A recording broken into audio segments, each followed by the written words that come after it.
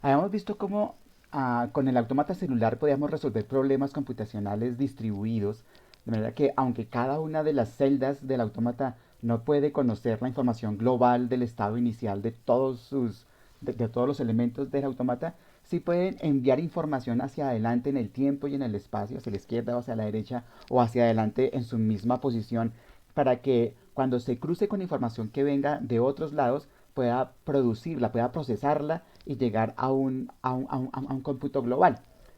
Lo que hicimos fue calcular la mayoría del estado inicial, si era cero o si era uno, que es un proceso supremamente fácil con una máquina centralizada a la que le pasamos serialmente los datos, pero que es muy complicado con esta máquina paralela en el que los datos no están disponibles, sino en regiones locales nada más.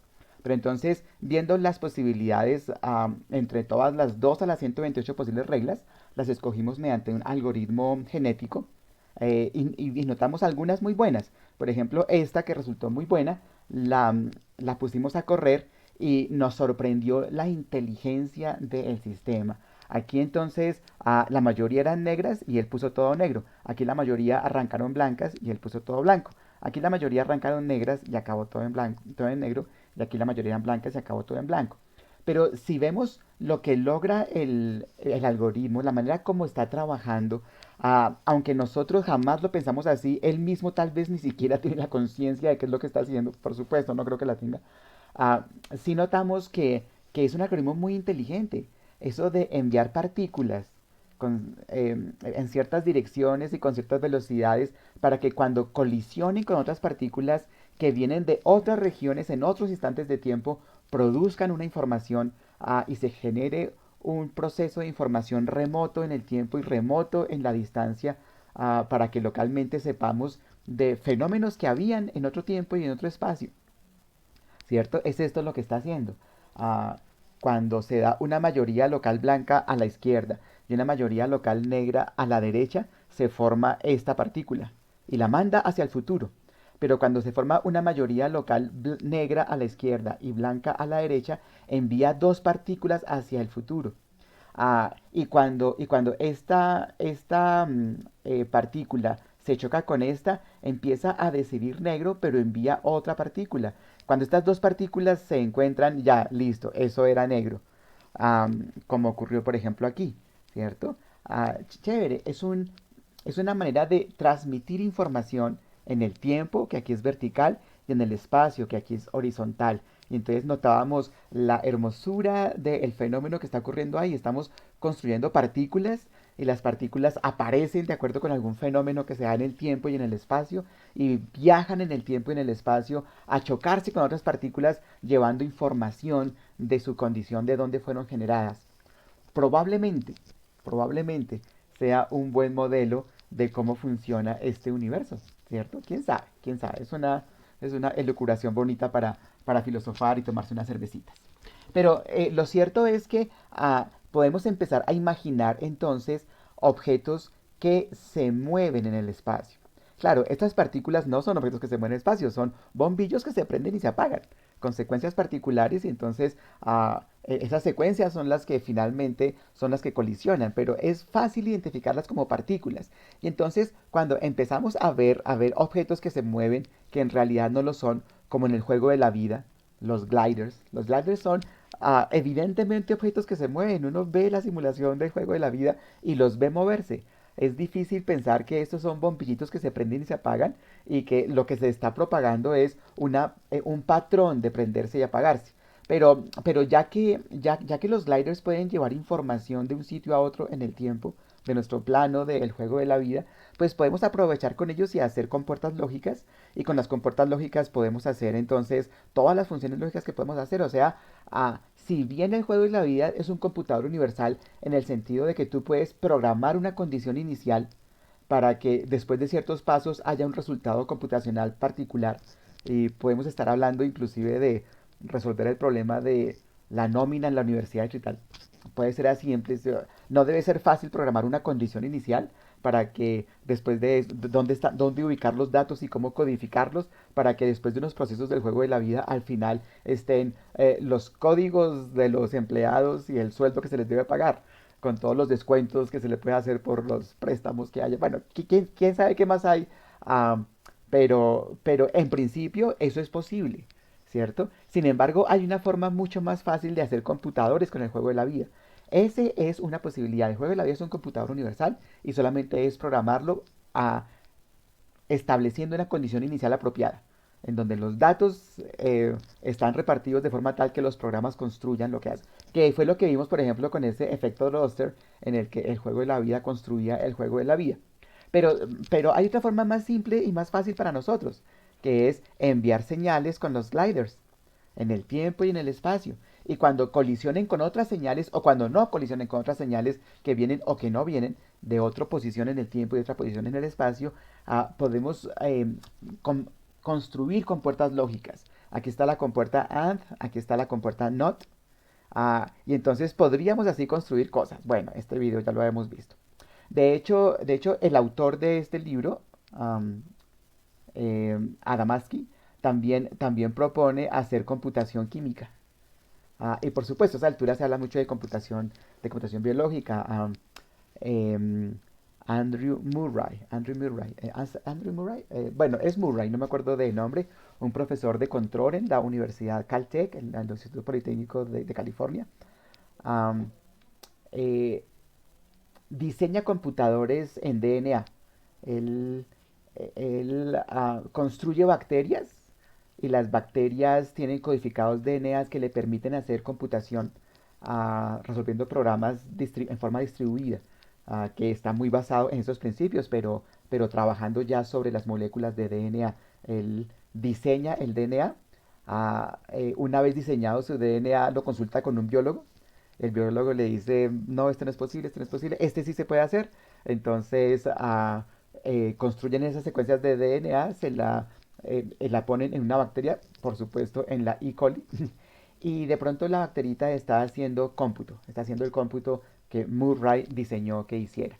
Esas cositas se hacen así de interesantes y es muy chévere. Pues si hacen computadores químicos como estos, ¿por qué no hacer computadores como esos? De hecho, ya hay memorias basadas en ADN y tipo de cosas, pero lo que hace Murray es bien interesante. Échenle una miradita, profesor Murray de Caltech. Bien, entonces aquí lo que tenemos es objetos que se mueven. Ya, aunque nosotros sabemos que esto corresponde a celdas y cada celda tiene 10 posibles estados y lo que se está moviendo es los patrones de activación y desactivación de cada celda que está quietica en su posición. Lo podemos imaginar como señales que se transmiten, señales químicas que se transmiten a lo largo de todos nuestros patrones de catalizadores y de moléculas que interactúan y que reaccionan. Pues ya pensábamos entonces en objetos que realmente se movían. Las termitas de Resnick son objetos muy elementales, muy pero muy elementales, pero que logran establecer orden en una región de un automata celular, bueno, no, en una región de una grilla. Particularmente yo uso toroides. Yo cojo el plano y el borde superior lo cierro con el borde inferior y me queda un cilindro y el círculo de la izquierda lo cierro con el círculo de la derecha y me queda un roscón. Y entonces sobre ese espacio tengo mis termitas moviéndose y lo que logramos es que de una región completamente desordenada, en donde hay 20 termitas, ¿cuántas termitas hay? Número de termitas, 25. Y hay am, ¿cómo fue que le dijimos? Cuando uno pule la madera, virutas. Hay mil pedacitos de viruta. Entonces, cada termita lo que hace es caminar al azar, por ahí se va moviendo al azar. Cuando encuentra una viruta, la recoge y sigue caminando con ella al azar. Y cuando se encuentre con una viruta, la suelta y dejó un montoncito de dos virutas y sigue caminando al azar. Pero después podría desbaratar ese montoncito que hizo, porque ella recoge o suelta sin ni siquiera pensar dónde están las virutas. Pero pon 25 termitas de esas a trabajar durante 12.600 pasos y amontonaron todas las virutas en un solo montoncito. Construyeron orden, formaron estructura, ¿cierto? Hicieron una organización de su espacio de una forma completamente elemental, con unas interacciones supremamente elementales. Eso es lo que en complejidad se llama order for free. No necesitamos en realidad invertir muchas cosas, pues las termitas gastarán cierta energía en moverse, pero bien podrían ser gliders, de manera que solamente son bombitos que se prenden y se apagan. Pero estamos entonces logrando darle orden a un espacio desordenado. Estamos logrando emerger una propiedad fascinante en el espacio, ¿cierto? Una propiedad, de hecho, que disminuye la entropía. No en contra de la segunda ley de la termodinámica, porque estas hormiguitas tienen que moverse y para ese moverse necesitan energía. Esa energía la están sacando, en este caso, del computador donde está corriendo la simulación. Entonces, ese computador está calentando el ambiente. Entonces, fundamentalmente, en el sistema cerrado más grandecito, la entropía está aumentando como tiene que aumentar la entropía porque es una ley de la naturaleza. Pero localmente, entonces, dentro de la memoria del computador, estamos disminuyendo la entropía. Gracias a que a que es un sistema abierto. Trae, trae energía de la pila del computador. Chévere, eso es. Los sistemas abiertos, como por ejemplo los seres vivos, que metabolizamos, traemos, traemos moléculas muy bien elaboradas por las plantas y por los animales y las descomponemos adentro para producir energía y muchas de ellas van al cerebro para producir ideas, por ejemplo. Ah, eh, Reducimos la entropía dentro de nosotros, a pesar de que hacemos nuestras cositas, nuestros rellenos de Doña Juana y las cositas que hacemos en el baño, esas cosas, entonces ah, aumentamos la entropía total del universo, por supuesto, que eso es inevitable. Entonces, eso es parte de la complejidad, poder reducir la entropía en un sistema abierto. Los sistemas abiertos pueden reducir la entropía, los sistemas cerrados no. En los sistemas cerrados la entropía, el desorden, siempre aumenta. Bien, entonces podremos entonces empezar a pensar en algunos agentes que tienen un poquito más de autonomía, por ejemplo, que pueden decidir cómo moverse. Aquí hay uno, de hecho, que tiene muy poquita autonomía, porque de hecho ni siquiera toma decisiones. Sencillamente él se mueve en una rejilla, una especie de automata celular, pero el automata celular ya no se activa por el estado de las celdas, sino por el estado de las hormigas que lo visitan. Entonces veíamos que si una celda estaba blanca y llega una hormiguita y la encuentra blanca, entonces la pinta de negro y da una vuelta de 90 grados a la derecha. Pero si la encuentra negra, la pinta de blanco y gira 90 grados a la izquierda. Entonces, por ejemplo, en los primeros 1, 2, 3, 4, 5, 6, 7 pasos, construyó esta figurita, ¿cierto? Chévere. Y si continuamos viendo qué más puede hacer la hormiguita, pues va a hacer figuras más y más y más interesantes y va a devolverse y va a repasar algunas de los cuadritos que ya pintó y finalmente hace cosas interesantes. Empieza a moverse al azar pintando y despintando cuadritos y genera por ahí azar. Pero en algún momento se produce una estructura particular que la manda a la hormiguita a moverse de forma tal que produce una autopista. Y esa autopista en este caso la condujo otra vez a chocarse con esta ciudad. Y entonces aquí nuevamente, recuerden que este es un toroide, entonces vino por acá, o sea, siguió por acá, entonces siguió por acá. Es un roscón y aquí vuelve a encontrarse. Y entonces siguió moviéndose y ahora se fue por allá. Y ahora que se fue por allá, sigue por acá y aquí va a encontrarse con su propio camino. Eso se llama estigmergia. Ella se está comunicando con su pasado, porque esto lo hizo en un pasado probablemente remoto, quién sabe cuánto se demora aquí antes de volver a escapar. Pero cuando escapó acá se va a encontrar con este punto y ahí va a construir otra ciudad, ¿cierto? Esa es otra comunicación estigmérgica entre las hormigas, depositando feromonas, por ejemplo, o con ella misma, pero desde su pasado. Es una cosa muy bonita. Y claro, pongamos varias hormiguitas, por ejemplo, aquí hay dos, y fíjense la estructura que va construyendo en una rejilla que era homogéneamente negra. Pero empieza a moverse cada hormiguita, cada una va haciendo su propia ciudad. De pronto esta arrancó para allá y esta arrancó para allá. Y esta cuando arrancó por allá, entonces va a seguir por acá. Y esta cuando arrancó por allá, va a seguir por acá. Y entonces aquí la primera hormiguita se encontró con un patrón que hizo la segunda. Y por aquí la segunda hormiguita se volvió a encontrar con su propio patrón. Y por aquí se volvieron. Y finalmente lo que están construyendo es toda una urbanización espectacular con grandes ciudades y grandes avenidas entre ellas.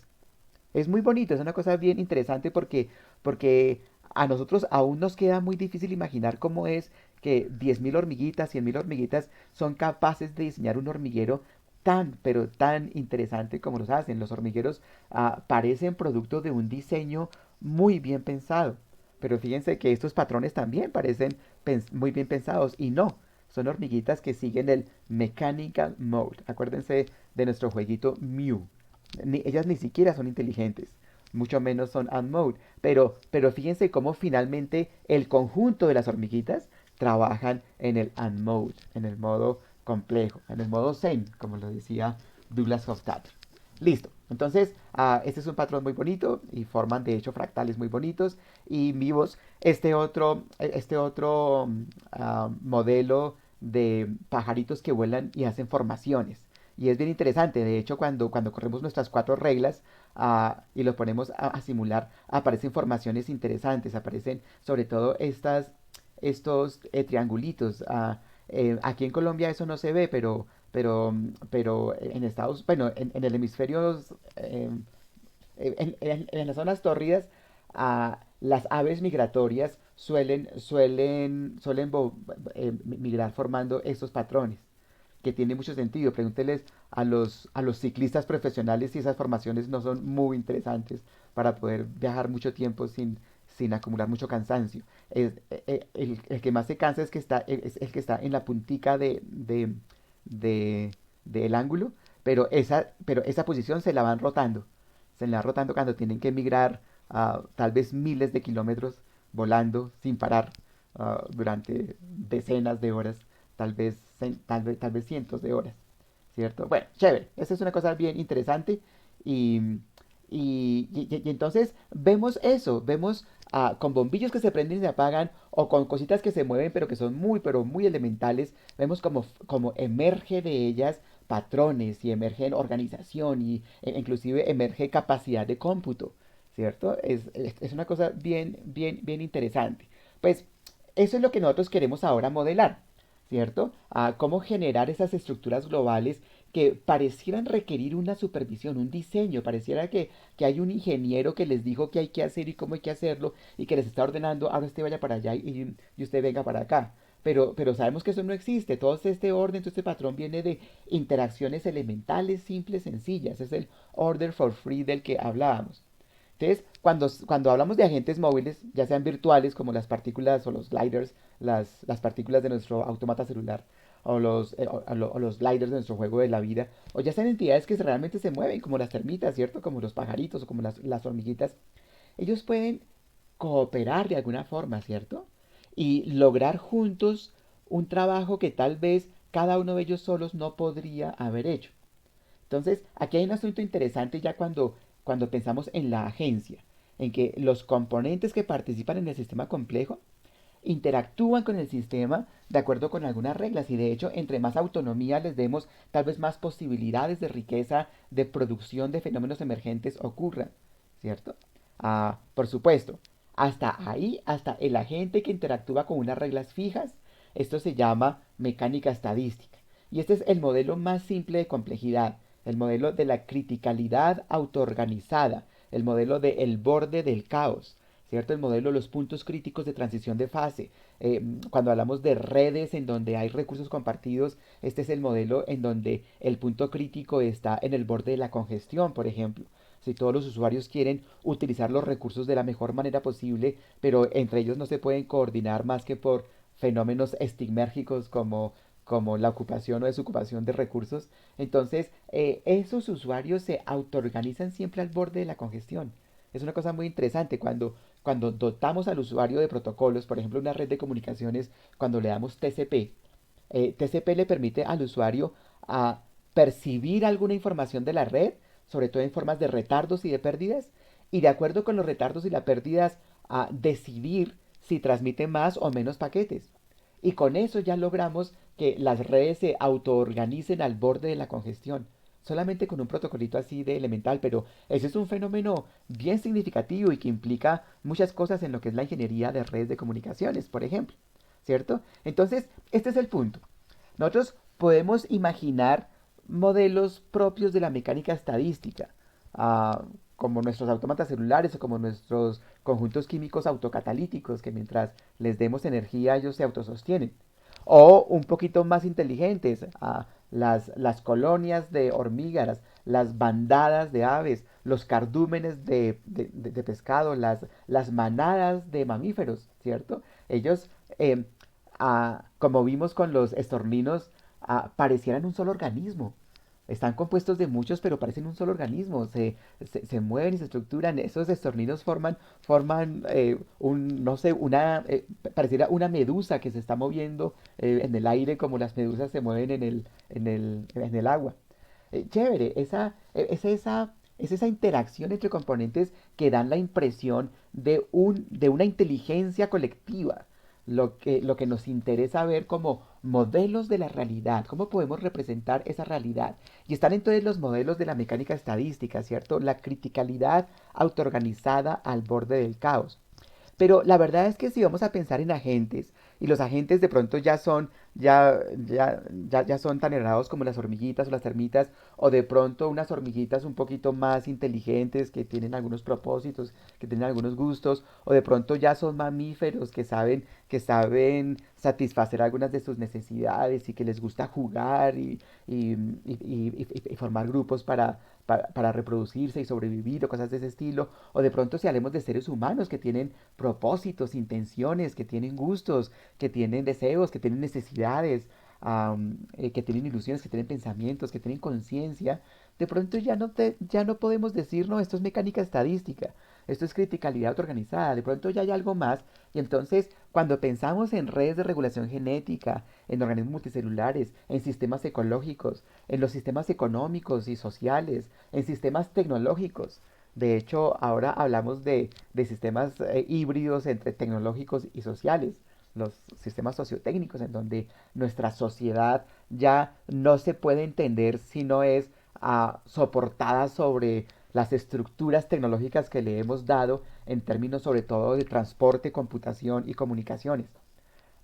La civilización humana en este planeta ah, carecería de sentido y posibilidades si le quitamos el internet o si le quitamos las grandes autopistas o las grandes rutas aéreas que comunican las grandes ciudades. Dejaríamos de ser lo que somos, ¿cierto? Pero ¿cómo se formó eso? Ciertamente eso es fruto de la autoorganización, ciertamente ahí hay emergencia, pero es una emergencia construida por agentes bastante más complejos que los bombillos que se prenden y se apagan. Entonces hablamos de algo más que la criticalidad autoorganizada. Vamos a hablar de modelos como insectos sociales, como por ejemplo, las hormigas son capaces de generar a eh, hormigas con funciones especiales. Y entonces están las obreras y están las hormigas soldado. Y uno dice que las hormiguitas siempre tan laboriosas y tan trabajadoras. Y no, la verdad es que cuando uno ve a las hormiguitas trabajando, uno ve al 25% del hormiguero. El 75% del hormiguero está allá adentro durmiendo, descansando. Es bien interesante, pero tan pronto llegan unas cansadas, no tienen ningún problema en despertarse y salir a trabajar y reemplazarlas, y eso lo hacen sin ninguna coordinación, ¿cierto? O cuando hablamos, por supuesto, de las bandas de aves, de las cardúmenes de peces, de los, de las, ¿cómo se llama cuando son los de las manadas, por ejemplo? Entonces, hay, hay de pronto alguna capacidad individual de los agentes para lograr eso. De hecho, cuando hablamos de las sociedades humanas están hechas por seres humanos, supuestamente inteligentes. Claro, cuando uno ve cierto comportamiento en el Transmilenio o la gente que bota papeles en la calle, ah, eh, eso es absolutamente irracional. Botar un papel en la calle en vez de guardarlo en el bolsillo para botarlo en la caneca cuando encontremos una caneca, ah, no se ahorra energía ahí botándolo en la calle en vez de guardarlo en el bolsillo. No hay nada bondadoso en eso. Pero la gente se comporta así. Ah, y queremos hacernos creer que, que somos racionales. Am,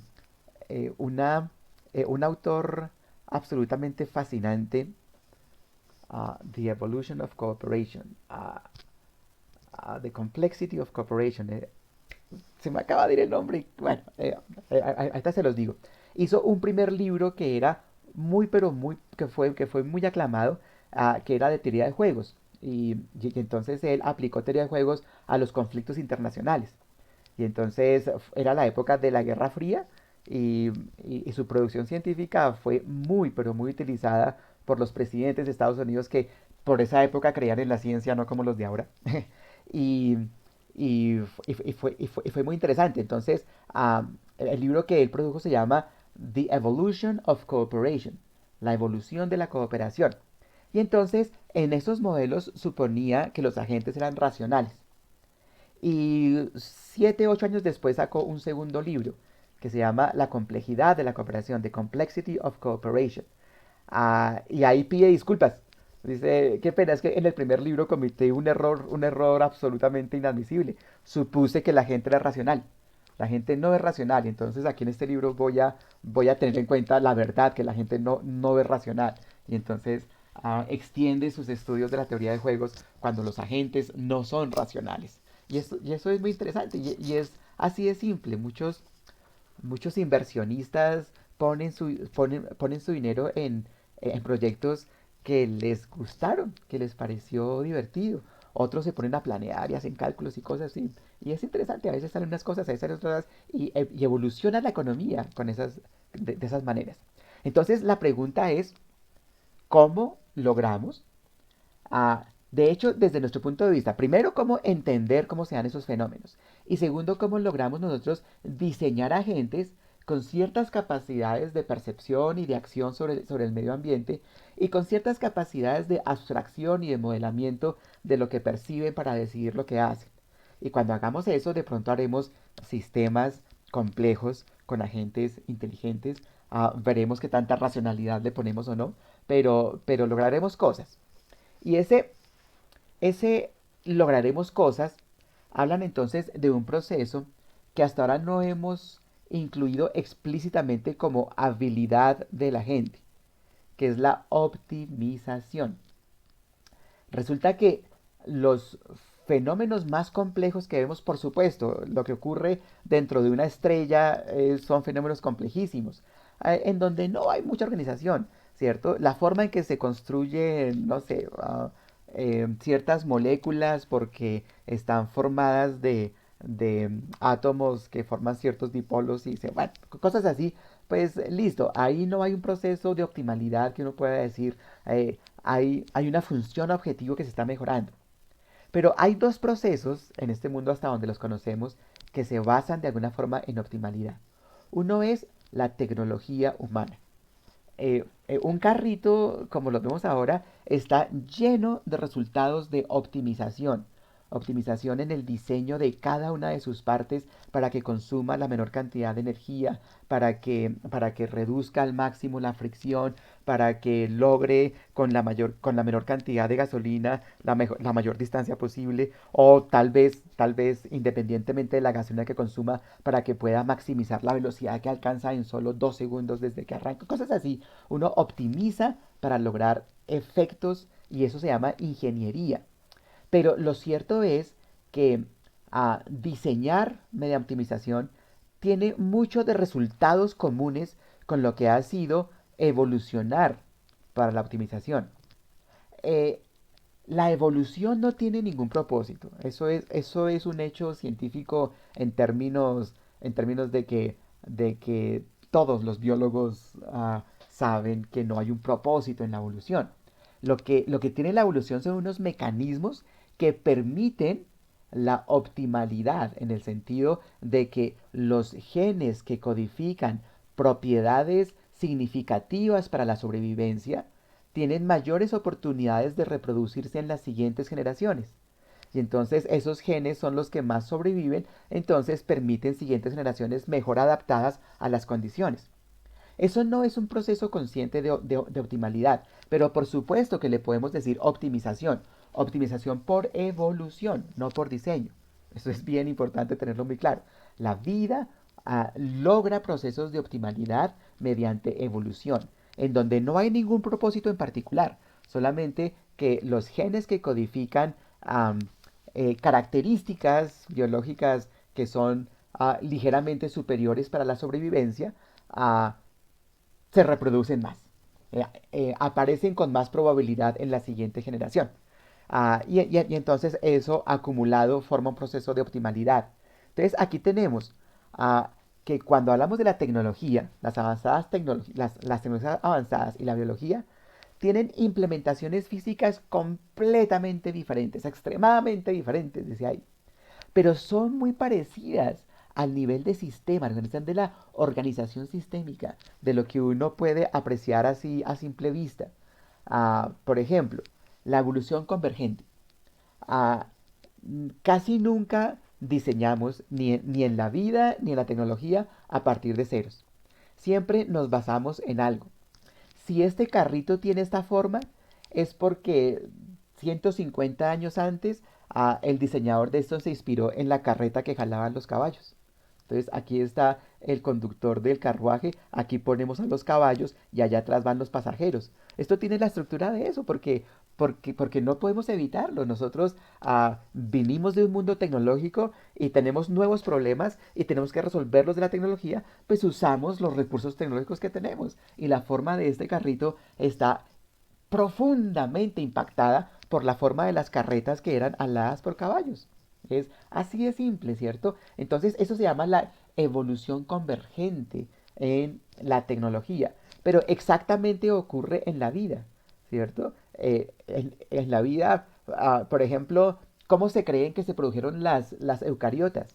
A lo mejor ya de alguna forma había muchas células procariotas por ahí y había una celulita procariota que era capaz de, de utilizar el gas carbónico de la atmósfera con la luz para producir moléculas complejas y generar oxígeno. Pues alguna otra procariota la vio deliciosa y se la comió.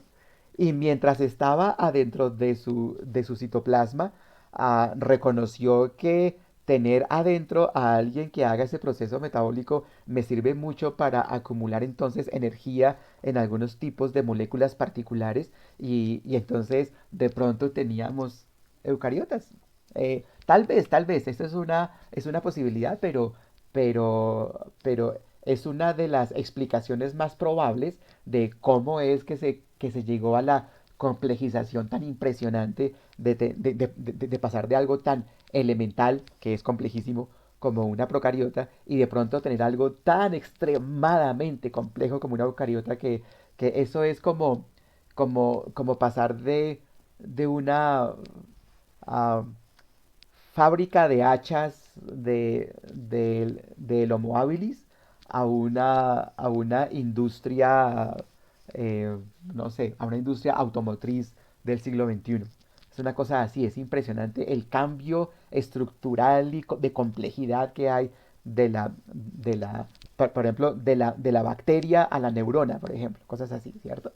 Pero entonces esa evolución convergente produce arquitecturas modulares. O sea, yo ya no soy un agente homogéneo, ya tengo dentro de mí órganos que se encargan de cosas particulares.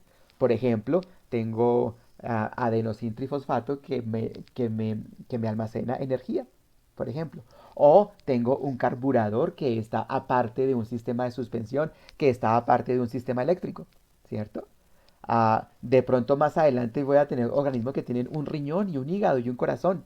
Y aquí seguramente después voy a tener entonces un sistema de alarmas y un sistema de calefacción que son estructuras de jerarquías de protocolos en capas que se realimentan y que unas van regulando a otras, ¿cierto?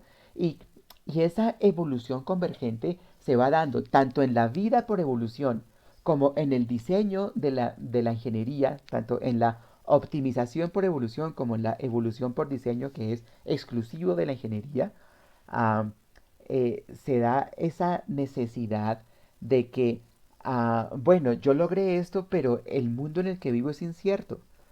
Por ejemplo, yo hice mi carreta con ruedas de madera, pero cada vez que me choco con una piedra se me rompe la rueda. Bueno, listo, entonces a la próxima hagámosla de caucho e inflémosla con aire. ¿cierto? Hay una necesidad ahí, hay una demanda de robustez ante la incertidumbre del ambiente. Y por otro lado, tanto en la biología como en la ingeniería, usamos componentes que son poco confiables, componentes débiles, componentes frágiles, ¿cierto? Utilizamos, bueno, no sé, átomos de carbono. Chévere, sí, los átomos de carbono son bien interesantes, pero ellos por sí mismos no son espectacularmente robustos para ciertas cosas. Nosotros utilizamos entonces pastillas de freno de asbesto o cosas de ese estilo y bueno, pues eso tiene sus problemas, pero le añadimos entonces capas y capas de protocolos y de realimentaciones y de señalización que permite hacer con componentes poco confiables sistemas muy robustos para los fenómenos a los cuales diseñamos robustez o evolucionamos robustez. Pero pongamos eso en un mundo en el que no habíamos percibido cosas. Por ejemplo, ah, dejemos que en América evolucionen durante 10.000 años sociedades humanas que no conocían la gripa y después dejamos que vengan unos europeos que traigan la gripa. Sí, la conquista fue muy violenta, pero, pero los indígenas que murieron por la violencia de la conquista fueron una fracción chiquitiquitica comparado con los indígenas que murieron por las enfermedades que traían los europeos, para los cuales ellos estaban ya muy bien dotados, pero los americanos no, los indígenas americanos no. Y fueron millones y millones y millones los indígenas americanos que murieron por enfermedades absolutamente desconocidas. Ellos evolucionaron aquí durante 10.000 años sin tener que preocuparse por esas enfermedades. Y cuando les llegan, pues notamos debilidades. Es un círculo, de alguna forma, un círculo virtuoso. Hay algo muy simple que resolvió un problema y se enfrentó con otro problema. Entonces desarrolló cierta simpleza para resolver ese problema y se enfrentó con otro problema. Y hay un círculo entonces de complejización. La evolución y el diseño, la evolución de la vida y el diseño tecnológico hacen que se forme un ciclo de complejización. Y es eso de ir encontrando en el ambiente incierto a nuevas necesidades de robustez, entonces ir ajustando los diseños en tecnología o ir evolucionando las características genéticas en la vida para ser robustos a esas nuevas incertidumbres. Pero esas nuevas incertidumbres lo que van a hacer es revelarnos nuevas incertidumbres. Cuando los primeros homínidos no dominaban el fuego, los problemas de incendios eran por rayos que caían y eso ocurría muy de vez en cuando. Pero después de que dominamos el fuego, los incendios se hicieron muy comunes por las chispitas que producían nuestras hogueras, ¿cierto? Entonces, con cada nueva robustez, ganamos nuevas fragilidades. Y entonces tenemos que complejizarnos más para enfrentar a esas complejidades perdón, a esas incertidumbres y esa necesidad de robustez y hacernos robustos a esas nuevas incertidumbres. Pero entonces cuando logramos eso, nos movemos a otra escala de complejidad donde aparecen nuevas incertidumbres. Am, eh, Internet surge de que, bueno, en los 60 conectamos tres o cuatro computadorcitos y, uy, qué chévere, miren cómo podemos comunicarnos. Ah, eh, en los 80 hubo un colapso de la Internet porque los protocolos de control de congestión de TCP no estaban muy bien diseñados. Y listo, colapsó Internet y eso fue duro para ciertas universidades, pero no más. Hoy en día un colapso de Internet significaría pérdidas de trabajos, pérdidas de millones y millones de dólares en todo lo que implica cómo nuestra civilización está basada en Internet. Entonces generamos robustez a ciertas incertidumbres y gracias a eso entonces resolvemos esa necesidad de robustez, pero entonces aparecen nuevas incertidumbres y se forma un ciclo y ese es el ciclo de la optimización que genera complejidad y que es común para la vida que evoluciona y para la tecnología que se diseña. En ambos casos, detrás de la optimalidad, ¿cierto?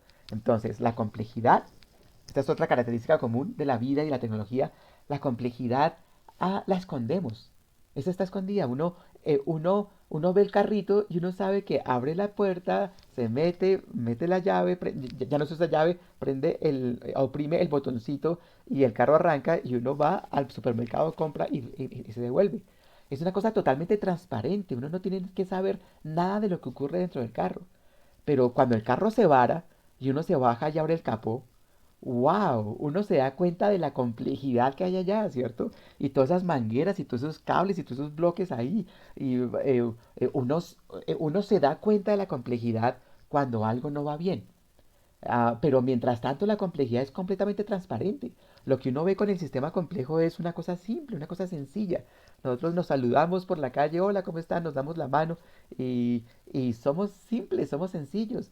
Pero, pero tengamos un conflicto afectivo o tengamos un conflicto entre vecinos y notamos la complejidad tan impresionante que hay en términos psicosociales, por ejemplo, o tengamos una enfermedad. Uno camina, uno salta, uno se mueve, uno escribe, uno lee, uno vive su vida tranquilo, pero cualquier enfermedad y uno nota, uy, caramba, es que no es muy complejo, ¿cierto? Solamente cuando se dan esos fenómenos que se producen en cascada, en donde, claro, es que aquí esta proteína faltó, y como esta proteína faltó, entonces la síntesis de estas otras proteínas no se pudieron lograr, y como no se pudo lograr, entonces hubo un déficit de esta hormona, pero esta hormona regulaba tal cosa, y entonces de pronto resulta que tienes un intensísimo dolor de cabeza. Ah, Listo, eso siempre se produce por una cascada de eventos que son raros, que son extraños. Pero lo mismo ocurre en la vida, como acabo de decir, como en la tecnología. Ah, em, las redes de transmisión de energía, pues esas no eran importantes hace 150 años. La gente usaba querosene para iluminarse y ya. Pero ahora que tenemos redes distribuidas de energía, ah, ocurre que a veces una central falla y produce una cascada de fallas en centrales que generan un gran apagón en regiones gigantescas, ah, tal vez todo un departamento, tal vez todo un país, por ejemplo, ¿cierto? Esas fallas en cascadas es cuando uno abre el capó y se da cuenta que la cosa es compleja. Mientras tanto, la complejidad está escondida. Esa es una característica de la vida y de la tecnología.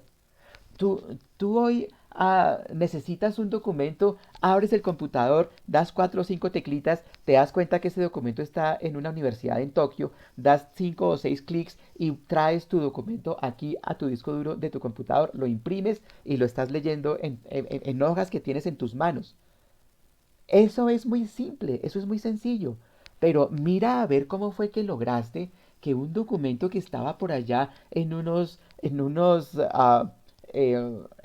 dipolos magnéticos en una cinta en Japón, de pronto aquí te genera un documento que puedes imprimir y leer. Eso es muy complejo, pero tú no te das cuenta.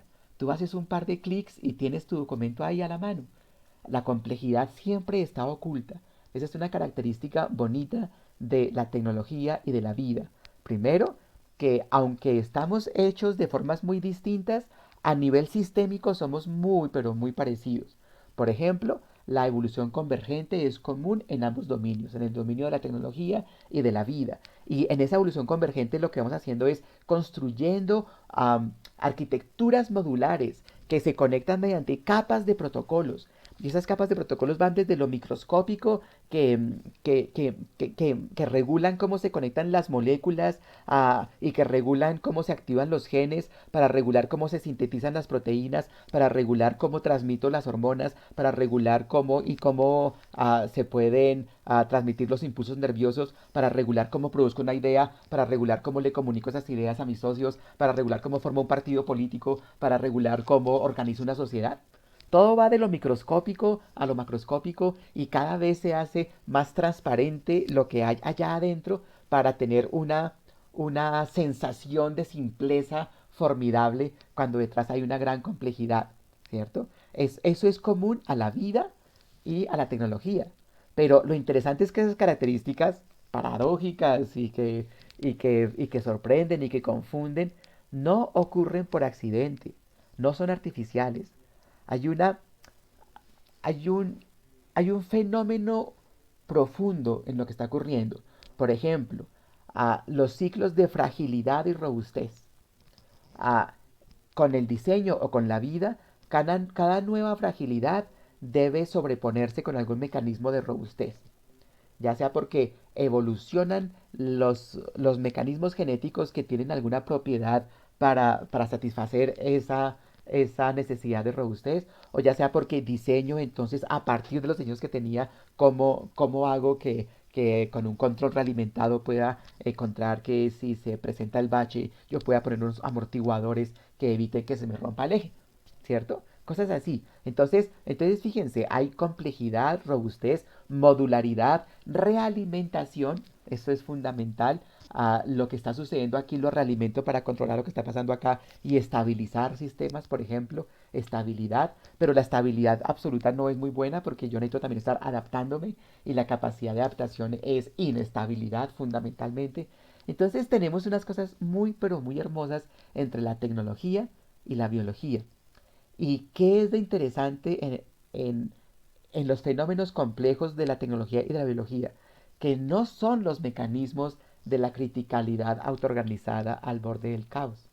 Son los mecanismos de procesos óptimos, ¿cierto? Entonces hay otro fenómeno ahí. Estamos optimizando, ya sea a través del diseño, lo que hacemos con la tecnología, sobre todo cuando la tecnología se pone en manos de la ingeniería, o a través de la evolución. La evolución es un formidable proceso de optimización, tanto que, como ingenieros, muchas veces usamos los mecanismos de la evolución biológica para hacer nuestros procesos de optimización ingenieril, ¿cierto? Cómo entrenamos una red neuronal, cómo resolvemos problemas de optimización recorriendo espacios grandes. ¿Cómo hicimos, por ejemplo, que nuestro autómata celular calculara el, el número de estados máximos en la condición inicial del autómata? Mediante un algoritmo genético, ¿cierto?